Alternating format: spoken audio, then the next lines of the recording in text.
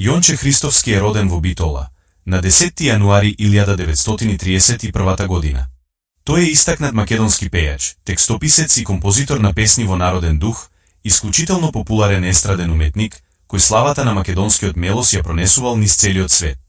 Создал собствен интерпретативен стил, препознатлив и комуникативен со публиката.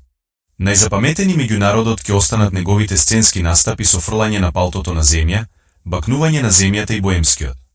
Мераклиски начин на живот отскликан во неговите изведби на песните.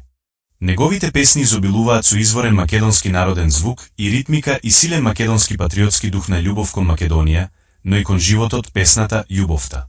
Се прославил со својата песна Македонско девојче, создадена во 1964 година, чии препеани верзии се појавиле на англиски, германски, дански, италијански, руски, српски, француски и шпански јазик. Впечатливи му биле и изведбите на песните "Живот е мој", "Ај засвирете ми чалги", "Запеј песна Македонко" и многу други во извонредно богатиот репертоар. Како најзапаметени и највпечатливи негови песни кои до денес се своевидни химни меѓу македонскиот народ, со огромна популарност се песните "Едно име имаме", "Ако умрам ил загинам", "Ој, Вардар е македонски", "И ние сме деца на Македонија", "Мој роден крај", "Куќа имам на Пелистер". Член бил на ансамблот Танец како пејач и играорец, каде како кореограф изработил и создал кореографии за неколку ора, меѓу кои и Калајџиското оро.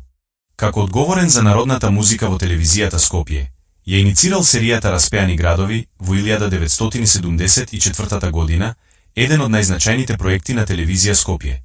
Јонче Христовски бил женет и татко на 2 ќерки. Неговата сопруга трагично го загубила животот во катастрофалниот скопски земјотрес во 1963 година и токму на неа и за љубовта кон неа, Јонче ја посветил и ја напишал една од своите најпознати песни "Живот е мој". Починал на 15 април 2000 година.